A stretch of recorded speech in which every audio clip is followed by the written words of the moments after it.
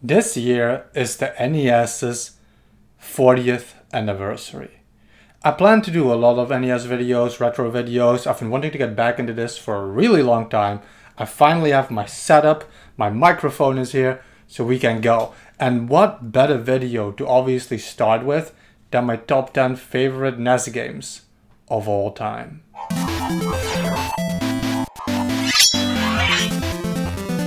So my top 10 list is not like most people. There's a lot of games that you will not find on this list, and that makes it more interesting. I feel I don't like those lists where everybody has the exact same video games on there all the time, over and over. You might see some classics, some good stuff on here, but I'm gonna let you know, you probably won't find most games that are on your list. So in the comment section, definitely do not forget to let me know your favorite NES games of all time. Just give me your entire top 10. Who cares? Just let me know. I'm honestly very curious always about the lists of other people.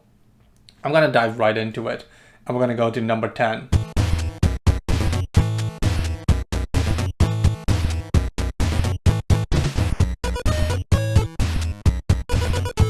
The first one is actually a PAL exclusive. We have New Ghostbusters 2, which was released in Europe in 1991, and it was developed and published by HAL Laboratory. America got a very different Ghostbusters game.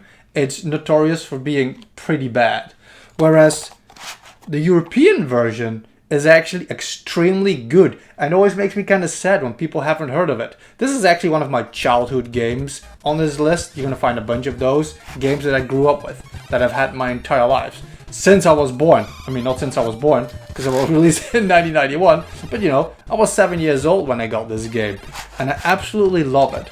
So the idea behind it is you choose one of 4 Ghostbusters, and a hidden character that is in the corner, which I always appreciated, and you actually play through the second movie, almost scene by scene. You go to the courtroom, you go to the slime tunnels, you have like the final boss, you're fighting the painting. It is so cool. I like the music in this game. I really like the mechanic where you're walking around using the A button for your beam and the beam button and the B button for the trap. And I always really enjoyed this. It's very satisfying to like use your beam on a ghost and then your other character. So you're walking around one character, the second character follows you, the first character with the A button uses the beam, and the other character automatically gets in place. So with the B button you can put the trap. So you have to keep a ghost in place with your beam, and then the trap catches it. It is such a simple mechanic, but it's very satisfying, and it makes the boss fights pretty hard because you have to catch them with the beam while avoiding objects and then wait for it to be vulnerable so the second character can get into place. It's a very cool game, and I absolutely love New Ghostbusters 2. The next one is actually also the most rare game that I own. It's in a little case because of that.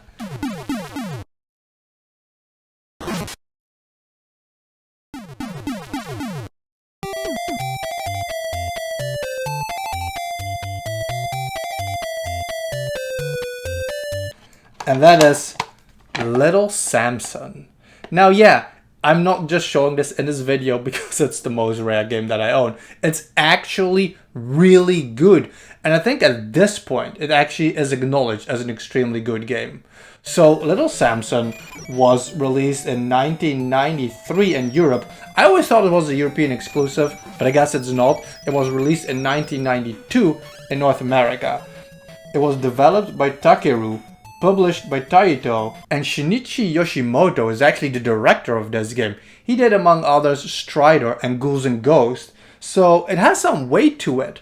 But Little Samson is actually one of my favorite games for a very, very good reason.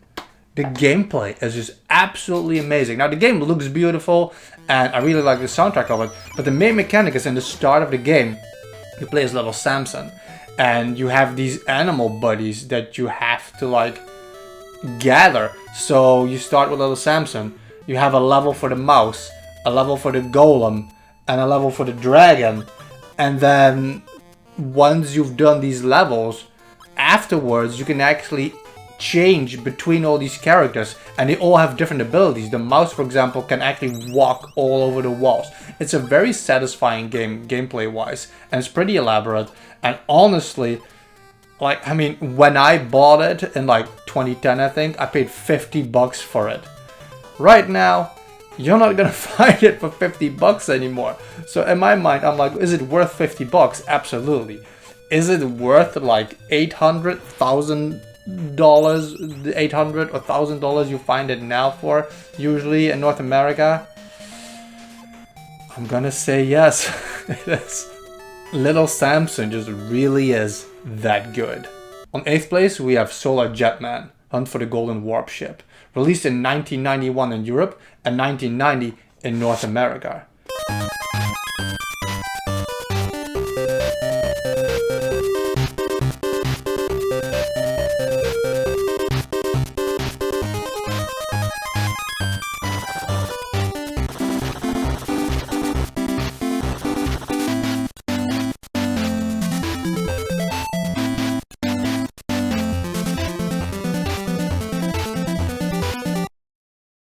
Solar Jetman Hunt for the Golden Warp Ship is actually a sequel to a ZH Spectrum game called Jetpack. It was developed by Zippo Games and Rare, and it was published by Nintendo in Europe and Tradewest in North America. I like Solar Jetman so much that I bought a factory sealed copy many years ago by now. It is still in immaculate condition. I love the cover of this box always. It is so retro, that retro future stuff. I always like that vibe. But yeah, this is my factory sealed copy of it. Because I'm like, I love this game so much. I need to have it factory sealed. And back then, that was still quite affordable. Solar Jetman is extremely unique. It's a multi-directional shooter. So you're floating around in a little spaceship. And the goal is to navigate these mazes to locate parts of a ship. Bring them back to your mothership. And then together, you fuse them together to create the Golden Warp Ship. There's all other stuff you can find. You can find fuel, upgrades. You can buy upgrades for your ship. There's hidden pathways and everything. It's pretty elaborate. But the main gameplay mechanic isn't just that it's like multi-directional, like let's say asteroids. Every planet you come to has gravity. So different gravity affects your ship differently. Like you keep crashing down and you use your boost to kind of like stay afloat. That's the main mechanic, the gravity of it, and it's just so much fun and it's just satisfying just flying around with your ship. Solar Jetman is actually a game we used to borrow from one of my uncles. I had one uncle and we'd always borrow NES games from him, and that's how I originally learned of Solar Jetman, and I picked it up as soon as I could on like a flea market many years ago. Not this box though. The original Legend of Zelda is an absolute masterpiece and a classic. Perfect soundtrack, amazing gameplay, it's an atmospheric vibe. But personally, I always preferred Zelda 2, The Adventure of Link.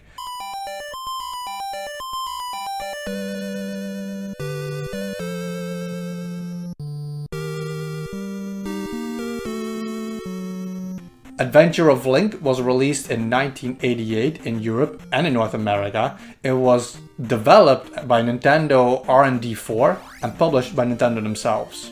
And of course, it was produced by Shigeru Miyamoto. I just liked the 2D side-scrolling aspect better. It has an amazing soundtrack, but you had like villages to explore. A lot of famous names you know now, like Saria and Rauru, they originated from Adventure of Link.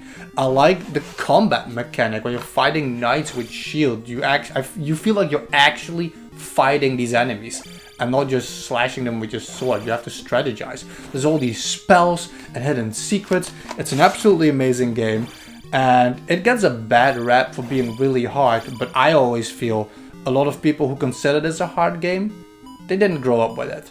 It's another game we used to borrow from my uncle, but we got this ourselves when we were pretty young as well. And it's absolutely one of my favorite games of all time.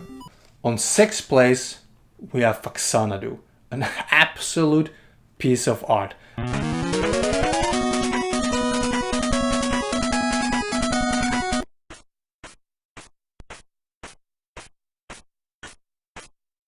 I love this game so much. It is such a unique vibe, and it is something I would consider a hidden gem.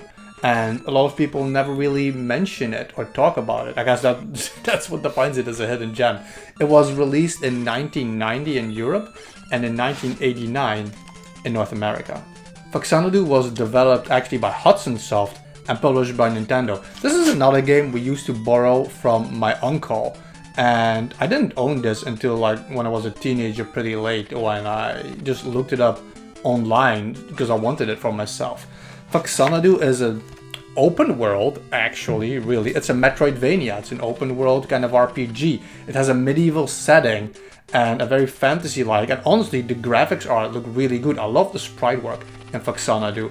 It's just an absolutely amazing game. It is very intricate. It is pretty hard. It is really confusing, but it's just beautiful. It has such a perfect medieval vibe, and I feel when it comes to NES, not a lot of games manage to capture that pretty easily. I always think of like Defender of the Crown, for example. Foxanadu is just, I consider it better than Adventure of Link. It is the better version of the same game, just more elaborate. Foxanadu really makes you feel way more like you're going on an actual adventure, which is why I love it. Which is, I guess, kind of ironic because it's called The Adventure of Link. I still think Foxanadu just is the better adventure. Foxanadu is actually one where I bought the Japanese boxed version because it has that super old school medieval vibe. Just when you look at the box, absolutely amazing game, I feel, and I wanted that Japanese box version of it. The fifth game on my list is a game that a lot of people give a lot of crap. It used to be on a lot of YouTubers' bad NES games, and again, because nobody played it and nobody actually understood it.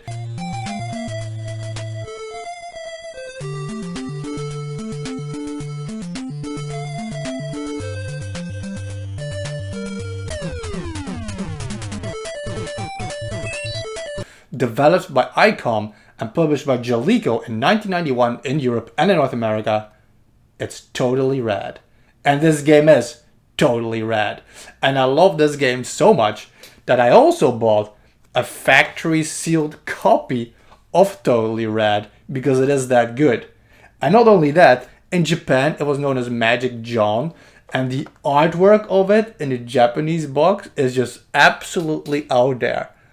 And the crazy thing about this game is regionally it's very different, because not just the box art of these two is very different, but the sprite work in the game is. So your girlfriend gets kidnapped and they're children in the Japanese game, whereas Jaleco, when they published it in Europe and North America, they removed all that stuff and they just changed all the sprite work for teenagers, totally red, tubular, server dude teenagers that have far out speech. It's hilarious. Originally I heard of Totally Rad because it was my oldest brother's game. Actually, he had this, and you know, that's how it went in the past. You would borrow games from your uncle or your brother or your friends, so you'd have more games to play, because you couldn't get 20 games a month. You get 2 or 3 games a year if you were lucky.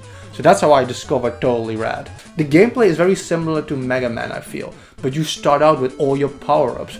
It's basically like a run and gun kind of game, but you have magic spells. You have a massive, this is what most people don't know because they never played the game. You have a list of magic spells in the game, and you can choose different spells. You can freeze time, you can regain your health, you can transform into these animals like an eagle, a frog, a lion, that all have different abilities. And you have elemental spells like fire and earth. And throughout the game, while you progress throughout the game, these spells evolve, the animations evolve. It is unheard of, I feel, from old school NES games. And even these days, a lot of games don't see such an evolution, I feel, when it comes to your spells. And I just love it. I love it. And this game doesn't get enough praise because people say it's just garbage because they never played it. Totally Rad is totally awesome and is absolutely on 5th place. I really like mythology, like Egyptian mythology, Greek mythology, Roman mythology, all that kind of stuff. The Battle of Olympus, released in 1991 in Europe and 1990 in America, is a masterpiece.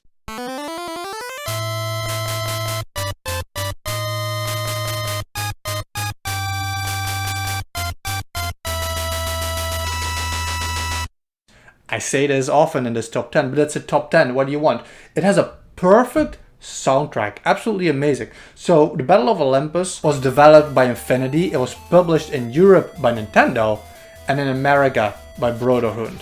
3 people made this game, which is absolutely nuts considering how elaborate this game is. So this is actually inspired by The Legend of Zelda 2, Adventure of Link.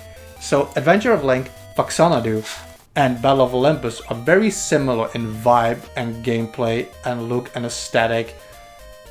But Battle of Olympus far surpasses all these games. The abilities you have in the game, so it's more open world, but the whole kind of game is side-scroller. You're going through caves and cities to like Greek islands where you have like actual mythological creatures, the Cyclops, Medusa. You're meeting all these characters. You're meeting all the gods. It's a save feature with a password. You have to kneel before the gods. This password is always a nightmare, but just the act of just kneeling before the gods for your password is already original. And just the soundtrack is just engraved in my mind. And this game is just absolutely amazing. The boss fights, the gameplay itself. You have abilities where you get like Hermes' sandals and you can walk on the ceiling. As a kid, that was just so unique in a video game, and it's so satisfying to do. Like, I could praise this game for years and years. The Battle of Olympus, I feel, is an absolute must play. And it's not even that rare or expensive if you own an NES. The Battle of Olympus is actually another game that used to belong to my older brother that I tracked down myself during the years. I still have a box copy of this because just the artwork on the front is just absolutely beautiful. But yeah, another game that I have to thank my brother for introducing me to. This game has an amazing rap for the box art itself. It's Iron Sword, Wizards and Warriors 2. It was released in 1991 in Europe and in 1989 in America.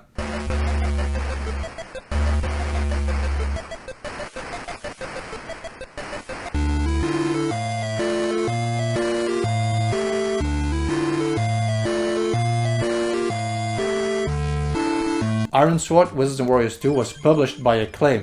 It was developed by Zippo Games, who we've met before in this top 10 because they made Solar Jetman.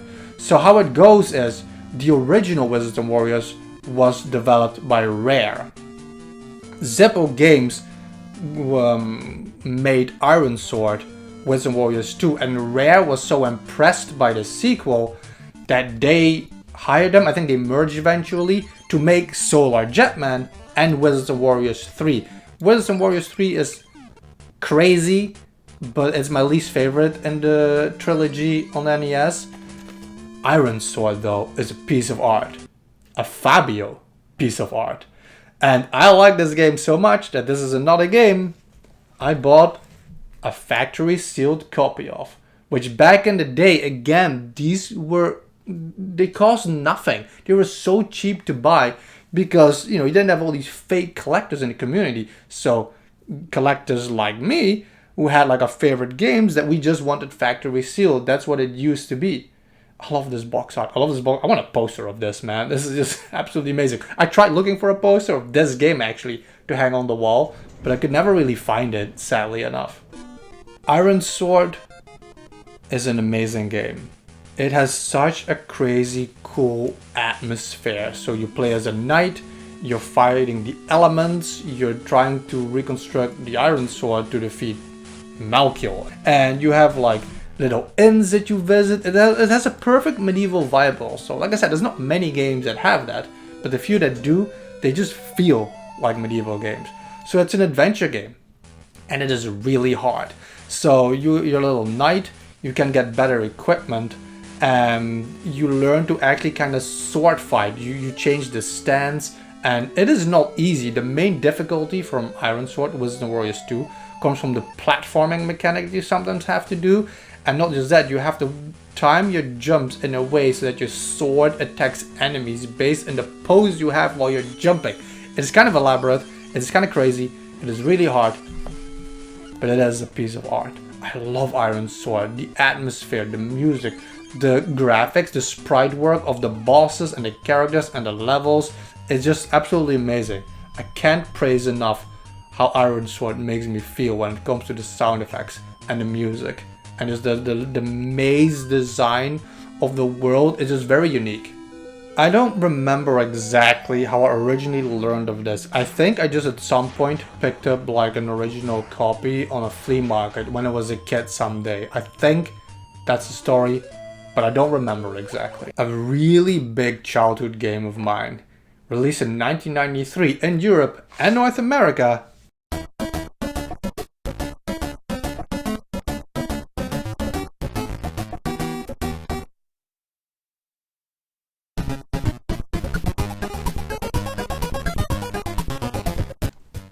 Kirby's Adventure.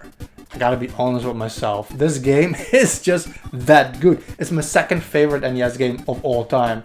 You know, the director obviously is Masahiro Sakurai, who built this sequel because the Game Boy is the original one. In the Game Boy it didn't have a copy mechanic, and this is also where he made Kirby pink for the first time, which apparently he had always intended to, and even people on his team weren't aware of this. There's a cool history behind this, there's a cool story also behind it. And Kirby's Adventure just really is that good. So obviously it was developed by HAL Laboratory and published by Nintendo. And I finished this game a million times, and I 100%ed it a million times. And I think there was a good balance between the secrets and the challenge of Kirby's Adventure. But it's just fun, it's so satisfying. The copy abilities, there's so many different abilities. And it has one of the most perfect soundtracks in gaming. I said it, Kirby's Adventure just brought a lot of like classics to Kirby now when it comes to the enemies and the music and the abilities we have these days. And it is honestly one of the most satisfying games to play. You have the boss fight versus Meta Knight.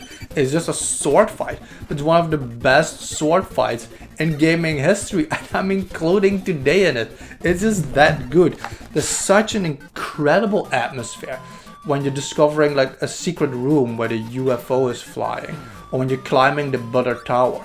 The beach areas and everything feels unique in this game, from the boss battles to just the secrets and the mini games. It is such an elaborate, extensive game, and it's just beautiful, and it's just so much fun to play.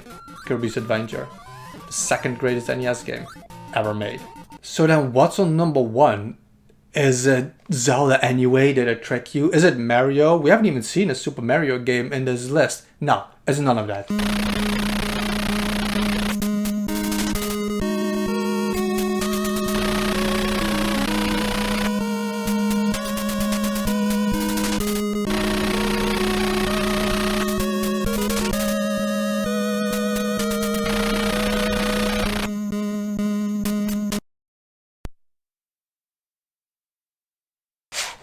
Is Bionic Commando, okay? Look, you won't see this game in a lot of lists, and I hate it, because this is one of the greatest games ever made. And not just for the NES. This is so unique. It is a platformer where you can't even jump. How nuts is that? So this was developed and published by Capcom. It is a Capcom classic. It was released in 1990 in Europe and 1988 in North America. I have the PAL version. And finding a box copy of that was not easy. Years ago, for 15 bucks, I found a box version that looks, I mean, it's technically pretty damaged if you want to grade it, but it's almost immaculate. It looks absolutely amazing still. I love this cover art a lot more than the American one. It could just be because I'm used to it. The American one has a very G.I. Joe kind of vibe. I love Bionic Commando so much, man. It is state of the art, high resolution graphics. The atmosphere in the game is just absolutely insane. So in Japan, it was called The Resurrection of Hitler. That's what it was. Top secret. That's what it was called. They removed all the swastikas and everything from the game, but Hitler is still the final boss. It is the craziest final boss in gaming history, okay? It is absolutely nuts. You get one shot, and when you make that shot, that cutscene is wild. But Bionic Commando is just, apart from the atmosphere and the levels, the vibes, the music, the soundtrack, the graphics, the way it looks, the gameplay is the most fun gameplay I've ever experienced in any video game, because of the swinging mechanic, the biomechanical arm that the character has to swing. You grapple, you're just grappling through the levels. and it is just so satisfying to do. Sometimes you're swinging off a cliff while you're shooting enemies around. Like, it has this whole army vibe. The music is just perfect for it. You're looking for these computers that you have to hack to talk to, like, the allies. You can like tap the enemy communication and everything. So you have to get all these gear. You get crazy new weapons like bazookas and spread guns. And you get better communicators and items and everything. You can upgrade your health. The more you progress in the game, the more enemies you shoot, you get more health. So you're going through towns and villages. It is everything I like when it comes to gameplay. It's amazing vibes and atmosphere. You have perfect gameplay. You have an amazing soundtrack. And you just have such variety in level design. So you don't just have like the standard side-scrolling swinging levels and the villages you visit. You have top-down levels as well, like top-down levels where you're like swinging your arm around to like deflect bullets and everything. It is just amazing. I love this game so much. It is absolutely my favorite NES game of all time. I'm not gonna lie, you might see this game in another top 10 list in the future, completely unrelated to the NES. That's how good this game is. I hope you enjoyed this top 10 list. Like, I feel like top 10 lists specifically for the NES are always so much fun to watch and to see because everybody's completely different opinions. Yeah, you're gonna see Mario 3 in a lot of lists. You're gonna find the original Zelda, maybe some Final Fantasy even and stuff. But these are my personal favorite video games. I have an attachment to these games. Like Bionic Commando is not a childhood game of mine. Kirby is not a childhood game of mine. I grew up with a lot of these games, you know. I have history with them from borrowing them from my brother, from my uncle. Like playing these games with my friends and everything. And, you know, that's how you get attached to certain games. We all like different gameplay and graphics. We all want different things. So I'm always curious to see and hear what your favorite NES games are. So definitely let me know in the comment section below. And please subscribe. There's going to be a lot more retro content. Right now, I'm doing also my Disney vlogs when I went to Disney World. Those are coming on the channel. There's going to be more top 10, gameplay, reactions, a lot of retro stuff, but also some modern things in there. So definitely stick around if you want more things like that in the future. And please, again, let me know your favorite NES games.